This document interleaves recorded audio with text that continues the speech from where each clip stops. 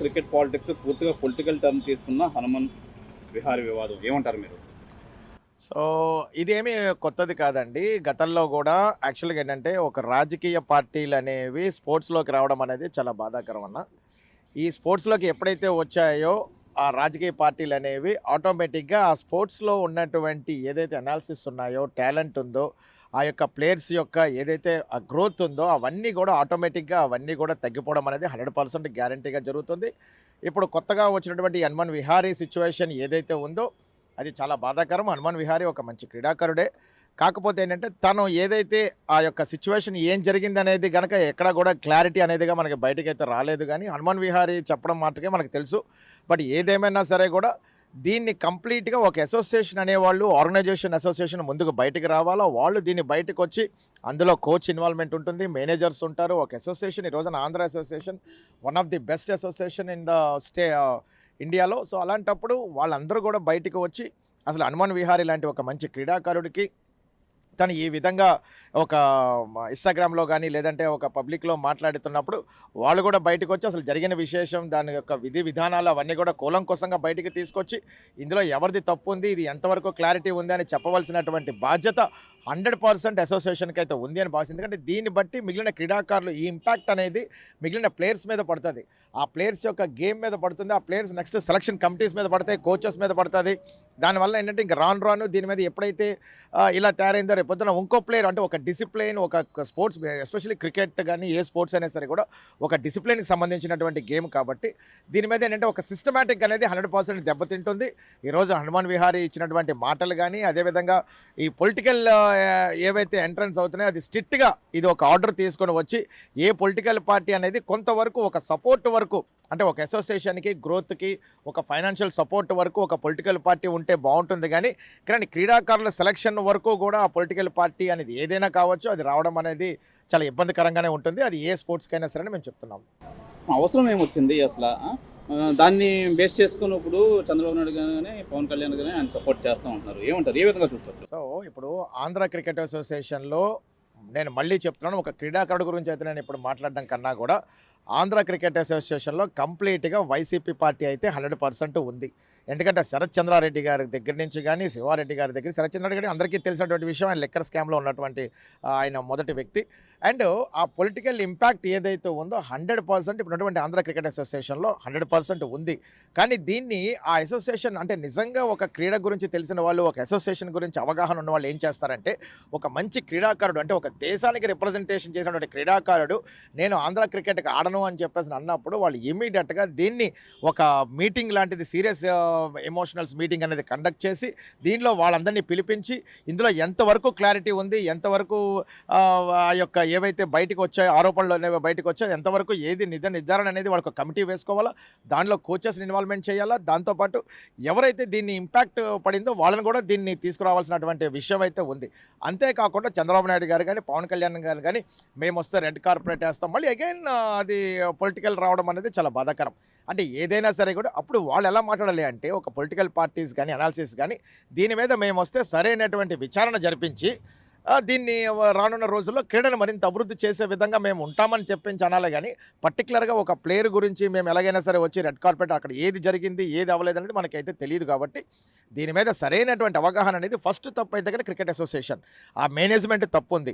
ఎందుకంటే ఒక డైరెక్ట్గా ఒక అసోసియేషన్ నాట్ ఓన్లీ ఒక హనుమాన్ విహారీ కాదండి, ఇది మొత్తం యావత్ ఆంధ్ర క్రికెట్ అసోసియేషన్లో ఆడుతున్నటువంటి కింద స్థాయి ప్లేయర్స్ దగ్గర నుంచి పెద్ద స్థాయి ప్లేయర్స్ వరకు దాని యొక్క ఇంపాక్ట్ అనేది పడుతుంది. సెలక్షన్ కమిటీ మీద పడుతుంది, మేనేజ్మెంట్ మీద పడుతుంది, అదేవిధంగా డిసిప్లిన్ కమిటీ మీద పడుతుంది. ఇలా రకరకాలుగా ఉన్నటువంటి వ్యవస్థల మీద ఇది పడుతుంది. కాబట్టి ఆంధ్ర క్రికెట్ అసోసియేషన్లో సరైనటువంటి వాళ్ళు లేనటువంటి పక్షంలో దీన్ని సరైనటువంటి విచారణ జరిపించే విధానం లేదని చెప్పేసి నేను చెప్తున్నాను. విహారీ విషయంలో ఏసీఏ చేసింది ఎంతవరకు కరెక్ట్? దాన్ని రాజకీయ పార్టీలు అనుకూలంగా మనం మలుస్తున్నాయి. ఏమంటారు దీని గురించి? నా పేరు వాయునందన్ రావు అండి. భారతీయ జనతా పార్టీ ధార్మిక సెలవు సిటీ కన్వీనర్గా బాధ్యతలు నిర్వర్తిస్తున్నాను. ఈ విషయంలో అయితే పూర్తిగా ఖండించాలి. యాక్చువల్గా స్పోర్ట్స్లో రాజకీయం అనేది అది మంచి పరిణామం అయితే కాదు. రాజకీయం అనేది రాజకీయంగా ఉండాలి, స్పోర్ట్స్ అనేది స్పోర్ట్స్గా ఉండాలి. ఈరోజు రాజకీయం అనేది ఇందులోనే ఎంటర్ అవ్వడం వలన స్పోర్ట్స్ అనేది మనం వెనకబడిపోతున్నాం. చైనా లాంటి కంట్రీ ఎందుకు డెవలప్ అవుతుందంటే స్పోర్ట్స్ని స్పోర్ట్స్గానే చూస్తారు, రాజకీయం రాజకీయం చూస్తారు కనుక చైనా డెవలప్ అవుతుంది. మన భారతదేశం ఈరోజు ఇలాగ అవడానికి రీజన్ రాజకీయమే. ఈరోజు చంద్రబాబు నాయుడు గారు మంచిగా మాట్లాడొచ్చు, కానీ మాట్లాడే విధానం వేరు. కార్పెట్లు వేయడం ఏంటి నాకు అర్థం కాదు. రెడ్ కార్పెట్ ఏంటి, గ్రీన్ కార్పెట్ ఏంటి?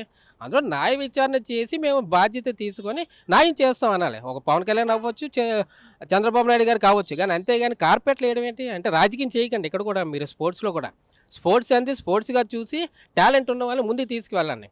అంతేగాని మీకు నచ్చినట్లుగా రాజకీయం చేసి సస్పెండ్ చేయడం తీయడం అనేది అది తప్పు. అది చాలా అన్యాయమైన విషయం. యాక్చువల్గా దేశం ఎక్కడికో ముందుకు తీసుకెళ్తుంటే మన దేశ ప్రధానమంత్రి నరేంద్ర మోడీ గారు ఈరోజు మనము విశ్వగురువుగా ఆయన ఎదిగి దేశంలో ఆయన శాసిస్తే ఇది తప్పు రైట్ అంటే జరుగుతున్న తరుణంలో మన ఆంధ్రప్రదేశ్లో ఈ విధంగా జరగడానికి తీవ్రమైన పరిణామంగా తీసుకుంటున్నాం. దీన్ని ఖండిస్తున్నాం. అసోసియేషన్లో వైసీపీ ఇన్వాల్వ్ అయ్యి కావాలనే చేసింది, హనుమాన్ విహారీని సస్పెండ్ చేసింది అంటారు. ఏమంటారు మీరు? ఇప్పుడున్న పరిస్థితి ఈ సిచ్యువేషన్ చూస్తుంటే దీని మీద ఎటువంటి విచారణ జరగకుండా జరిగిందంటే వాళ్ళ పాత్ర ఉందని మేము భావిస్తున్నాం. కనుక దీని మీద విచారణ జరిగి దీని మీద పూర్తి దర్యాప్తు అయినా యాక్షన్ తీసుకోండి, అందులో తప్పేం లేదు. కానీ ఏ విధంగా విచారణ లేకుండా మీరు ఎలా తీసేస్తారు, అందులోంచి ఆయన ఎలా సస్పెండ్ చేస్తారు? ఇది అంటే తీవ్రంగా ఖండిస్తున్నాం. ఇలాంటి పద్ధతి అయితే మానుకుంటే మంచిది. రానున్న రోజుల్లో జరగకుంటే బాగుంటుంది అంటారా? ఖచ్చితంగా. అసలు స్పోర్ట్స్లోకి రాజకీయం రావాల్సిన అవసరం ఏముంది? మనీ రావడం ఏంటి, రాజకీయం ఏంటి? మనీ రాజకీయం రెండు పక్కన పెడితేనే భారతదేశం అభివృద్ధి చెందుతుంది. లేదంటే పరిస్థితి ఇలాగే ఉంటుంది భారతదేశం పరిస్థితి. మోడీ గారు ఎంత కష్టపడినా వీళ్ళు వెనక్కి తీసుకెళ్తూనే ఉంటారు మన ఆంధ్రప్రదేశ్ని, మన ఇండియాని కూడా. కనుక దయచేసి రాజకీయం దీన్ని పొలవకండి, స్పోర్ట్స్గానే చూడండి అనేది మా విన్నపం. ఇప్పుడు స్పోర్ట్స్ అసోసియేషన్లో కూడా రాజకీయం ఇన్వాల్వ్ అయిన తర్వాతనే కదా వాళ్ళు సస్పెండ్ చేయడం అలానే. అందుకే కదా సార్, అందుకే కదా మన భారతదేశం ఇప్పుడు స్పోర్ట్స్లో ఎలాగ వెనకబడింది కారణం ఇదే కదా రీజన్. ఎందుకంటే ఇంకేముంది, దీనికి ప్రత్యేకంగా మళ్ళీ డివైడ్ చేయనక్కర్లే.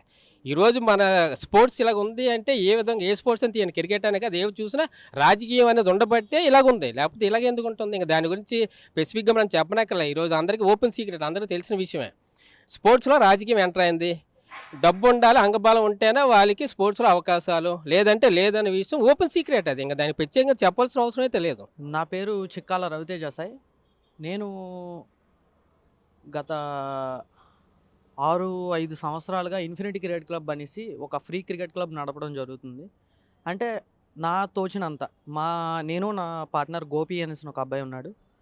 మేమిద్దరం కలిపి మా డబ్బుల్లో నుంచి ఏదో కొంత ఖర్చు చేసి నెట్స్ అని కొని, బ్యాట్స్ అని కొని, ఫ్రీగా పిల్లలకి అన్ని క్రికెట్ అవన్నీ పంచి మేము వాళ్ళకి క్రికెట్లో ఎలా ఆడాలి ఏంటి అనేది మేము చిన్నపిల్లల దగ్గర నుంచి పెద్దవాళ్ళ వరకు మా క్లబ్లో జాయిన్ అయిన ప్రతి ఒక్కరికి చెప్పడం జరుగుతుంది. సో ఈరోజు ఈ సిచ్యువేషన్ ఏదైతే అయ్యిందో, హనుమాన్ విహారీ గారి సిచ్యువేషన్ ఏదైతే అయ్యిందో, ఇది చాలా ఇప్పుడు ప్లేయర్స్ ఉంటారండి, చాలా పూర్ ప్లేయర్స్ ఉంటారు. ఇప్పుడు డబ్బు ఉన్న వాళ్ళు ఏదైనా ఖర్చు పెట్టి ఎంత పెద్ద క్లబ్స్లోనైనా ఆడతారు. ఇవాళ రేపు డబ్బు లేని వాళ్ళు ఒక క్రికెట్ క్లబ్లో జాయిన్ అవ్వాలంటే మంత్కి 8,000, 10,000, 12,000 అని ఛార్జ్ చేస్తున్నారు. సో ఇలాంటి ఖర్చులు ఏమీ లేకుండా మేము చాలా ఫ్రీగా చేస్తున్నాం. ఇది సోషల్ రెస్పాన్సిబుల్గా తీసుకొని మేము చేస్తున్నాం. సో ఇలా ఫ్రీగా ఆడదాం అనుకునే పిల్లలకి మైండ్లో చాలా ఇది పడిపోతుంది ఇలాంటి సిచ్యువేషన్స్ అవడం వల్ల. సో ఇవన్నీ ఏం కాకుండా కొంచెం చూసుకోవాలి అని అంటే ఆంధ్ర అసోసియేషన్ని నేను ఒకటే కోరుకుంటున్నాను, టాలెంట్ని ఎంకరేజ్ చేయండి. రాజకీయాన్ని, డబ్బుని, దీన్ని కాకుండా టాలెంట్ని ఎంకరేజ్ చేయండి సార్. మనకి చాలామంది ప్లేయర్స్ ఉన్నారు, ఇవాళ రేపు డబ్బు లేకుండా ఆడేవాళ్ళు చాలామంది ప్లేయర్స్ ఉన్నారు. ఇలాంటి సిచ్యువేషన్స్ అవడం వల్ల వాళ్ళు కూడా బ్యాక్ స్టెప్ వేసేస్తారు సార్. ఇవాళ మా దగ్గర డబ్బు లేదు, మా దగ్గర రాజకీయ బలం లేదు కనుక మమ్మల్ని ఎక్కడి వరకు వెళ్ళినా సరే ఎక్కడో దగ్గర మనం వెనక లాగేస్తారు అని వాళ్ళు చాలా భయపడి ముందుకు రాకపోవచ్చు. సో మీరు కొంచెం హనుమాన్ విహార్ లాంటి ప్లేయర్కే కాకుండా కొంచెం వీళ్ళకి కూడా అసలు డబ్బు లేకుండా ఆడే ప్లేయర్స్ అందరికి కూడా కొంచెం సపోర్ట్నిచ్చి వాళ్ళు బాగా ఆడేలా చేస్తే, వాళ్ళకి మంచి మంచి ఆపర్చునిటీలు ఇస్తే చాలు సార్, వాళ్ళే ఆడతారు. ఇప్పుడు ఇండియా డెవలప్ అవ్వాలి అంటే వన్ ఆఫ్ ద మేజర్గా ఇప్పుడు మనకి స్పోర్ట్స్ ఒకటే పెద్ద మార్గం నాకు తెలిసినంత వరకు. అంటే చాలా మార్గాలు ఉన్నాయి, స్పోర్ట్స్ మేజర్ రోల్ అనేది ప్లే చేస్తుంది. సో న్యూ టాలెంట్ని మనం ఎంకరేజ్ చేద్దాం, డబ్బుని రాజకీయాన్ని పక్కన పెడదాం. సో చూద్దాం. మన ఆంధ్ర క్రికెట్ అసోసియేషన్ ఎందుకు డెసిషన్ తీసుకుందంటే ఆడుదాం ఆంధ్రాకి రిజర్వ్ చేసినందువల్ల ఇది వైసీపీ చెప్పడం వల్ల రిజర్వ్ చేసిందంటారా ఆంధ్ర క్రికెట్ అసోసియేషన్? ఇప్పుడు అది మనం ఎలా చెప్పుకోవచ్చు అంటే ఆంధ్ర అసోసియేషన్లో చాలామంది ప్లేయర్స్ ఉన్నారండి, ఆడుతున్నారు. ఇప్పుడు లైక్ వాళ్ళ ఫాదర్స్ కార్పొరేటర్స్ అవ్వచ్చు, డబ్బున్న వాళ్ళు అవ్వచ్చు, ఇన్ఫ్లుయెన్స్ చేసి ఆడేవాళ్ళు ఉన్నారు. కానీ వాళ్ళకి ఆపర్చునిటీ చాలా బేగా వస్తుంది. ఏమీ లేని వాళ్ళకి ఆపర్చునిటీ అంత బేగా రావట్లేదు. ఇది అయితే ఫ్యాక్ట్ అండి, ఇది ఒప్పుకోవాలి, అందరూ ఒప్పుకోవాల్సిన ఫ్యాక్ట్. అందరికీ సరిగ్గా రావట్లేదు ఆపర్చునిటీ. సో కొంచెం రాజకీయం అనేది తగ్గిస్తేనే మన ఆంధ్ర అసోసియేషన్ అనేది బాగా బాగుపడుతుంది అనేది, అంటే ఇప్పటికీ బాగానే ఉంది, ఇంకొంచెం మెరుగుపడుతుంది అని అనేది, ఇంకా ఒరిజినల్ ప్లేయర్స్ బయటకు వస్తారనేది నా అభిప్రాయం. నా పేరు గణేష్. ఇప్పుడు మన భారతదేశంలో చూసుకున్నా, ఆంధ్రప్రదేశ్లో చూసుకున్నా, ఇప్పుడు భారతదేశంలో క్రికెటర్స్ ఎంతమంది ఆడుతున్నారు ఇండియా తరఫున మనం గమనించాలి ఫస్ట్ పాయింట్. అలాగే ఫుట్బాల్ కానీ ఇవన్నీ మనం చూస్తూనే ఉన్నాం. కానీ ఇవన్నిట్లో ఒకప్పుడు మనం రాజ్యం వెళ్ళాం. అసలు ఫుట్బాల్ అన్నది ఫస్ట్ స్టార్ట్ చేసిందే మనం. కానీ క్రికెట్ అభివృద్ధి చెందింది, కానీ ఫుట్బాల్ ఎందుకు అభివృద్ధి చెందలేకపోయింది అన్నది మనం ఆలోచించాలి. అలాగే ఈ స్పోర్ట్స్కి సంబంధించింది రాజకీయాల్లో శరవేగంగా ముందరకెళ్తున్నాయి. మన భావితరాల భవిష్యత్తుని పాడు చేస్తున్నది రాజకీయ వ్యవస్థే ఫ్రాంక్గా చెప్పాలండి. డబ్బు ఉన్నవాడికి బంగారు ప్లేట్లో పెడుతున్నారు, డబ్బు లేనివాడి పరిస్థితి ఏమో రోడ్డు మీద పడుతోంది. స్పోర్ట్స్ ఆంధ్ర క్రికెట్ అసోసియేషన్ నుంచి ఇప్పుడు దాకా ఎంతమంది T20లో ఆడుతున్నారు? వేల మీద లెక్క పెట్టి చెప్పండి ఫస్ట్. నెక్స్ట్ మన క్రికెట్ తరపున ఎవరెవరు ఆడారు ఇండియాలో, ఈ ప్లేయర్లు మనం గమనించాలి. అందుకని ఏంటంటే మనం ఈ రాజకీయాలు అన్నవి మన భవిష్యత్తుని నాశనం చేస్తున్నాయి అన్నమాట. ఏ స్పోర్ట్స్ అవనివ్వండి, ఒక బాక్సింగ్ అవనివ్వండి, నా ఫ్రెండ్స్ కొంతమంది బాక్సర్స్ ఉన్నారు, వాళ్ళందరూ ఏంటంటే చందాలు వేసుకుని మేమే చందాలు ఇస్తూ ఉంటాం, ఈ స్పోర్ట్స్ పెడుతూ ఉంటారు అప్పుడప్పుడు. ఎందుకంటే ఇలాంటివన్నీ ఎంకరేజ్మెంట్ చేయాలంటే ఇందులో రాజకీయాలన్నీ ఉండకూడదు అన్నమాట. వాళ్ళకి ఫ్రీ హ్యాండ్ ఇవ్వాలి రాజకీయాలలో కలగ చేసుకోకుండా. అందుకని ఈ రాజకీయాలు అతీతంగా ఎప్పుడైతే ముందరకు వెళ్తామో అప్పుడు మన యొక్క ఆంధ్రప్రదేశ్ అభివృద్ధి చెందుతుంది. ఆంధ్రప్రదేశ్ అనే కాదు, భారతదేశం అంతా. దీని అందరూ దృష్టిలో పెట్టుకోవాలని చెప్పేసి చెబుతున్నాం అన్నమాట.